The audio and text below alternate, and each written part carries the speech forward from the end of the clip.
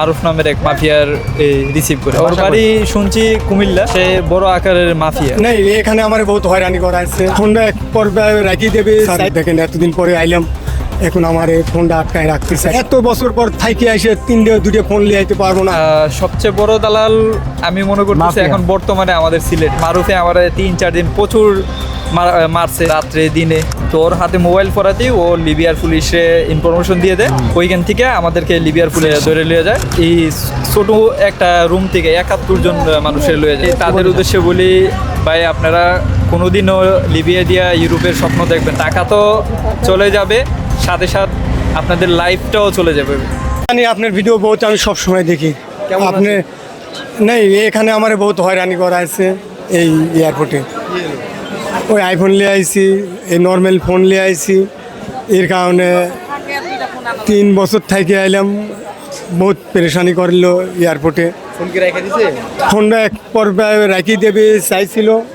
পরে আমি আর একটা স্যারের কইলাম যে স্যার দেখেন এতদিন পরে আইলাম, এখন আমার এই ফোনটা আটকায় রাখতে চাই, কী করা যায়। পরে ওই স্যারে আমার অনেক পাসপোর্ট নিয়ে ঘুরিয়ে ম্যাডামের কাছে গেল 2-3 বার।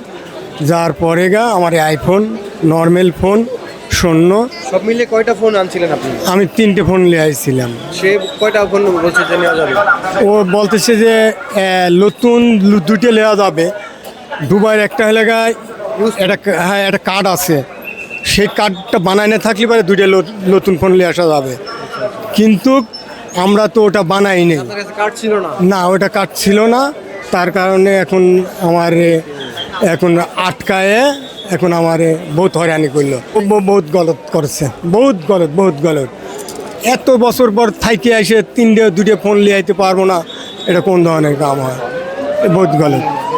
তারপর আপনাদের নিয়ম যেহেতু আপনারাই ভালো জানেন, কিন্তু প্রবাসী ভাইদেরকে আসলে একটু ছাড় দেওয়া দরকার, যেহেতু তার কাছে কার্ড নাই। তবে ম্যাডাম ছাড় দেয়নি। আর একটা স্যার আছে কাস্টমের, ও যথেষ্ট আমার হেল্প করেছে। আমার এক অফিসার আমার বহুত হেল্প করেছে, আলহামদুলিল্লাহ। কিন্তু ওই ম্যাডাম স্যার আর বান্দা না। কত বছর আপনি দুবাইতে? 3 বছর 2 মাস 29 দিন। মানে 3টা ফোন আনছিলেন, 2টা ফোন নতুন, আর একটা ফোন ইউজ করতেন। হ্যাঁ। এখন একটা ফোন রেখে দিতে চাইছিল, পরবর্তীতে আপনি ম্যানেজ করে অন্য একটা স্যারের কোয়াতে, সেই স্যারে দৌড়াদৌড়ি করে সবগুলা ফোন আমার ছাড়ে দিয়েছে। আলহামদুলিল্লাহ চলে এলাম। গেম দিতে গিয়েছিলেন ইতালির উদ্দেশ্যে? গ্রিসের উদ্দেশ্যে কি হইলো পরে?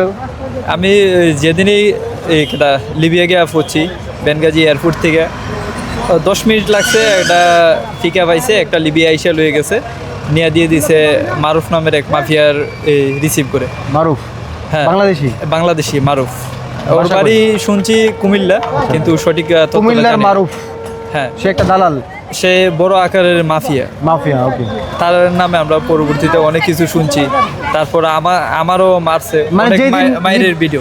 মায়ের অনেক ভিডিও, একজন করে ভিডিও কইরা এগুলা বাংলাদেশ থেকে ডাইরেক্টলি টাকা আদায় করতো।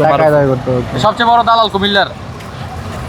সবচেয়ে বড় দালাল আমি মনে করতেছি এখন বর্তমানে আমাদের সিলেটে। হ্যাঁ, এই দালালদের কি ধরা যাবে ভাই? হ্যাঁ, অবশ্যই। আপনারা যদি আমাদেরকে সহযোগিতা করেন, ইনশাল্লাহ দালালকে ধরা যাবে। অবশ্যই।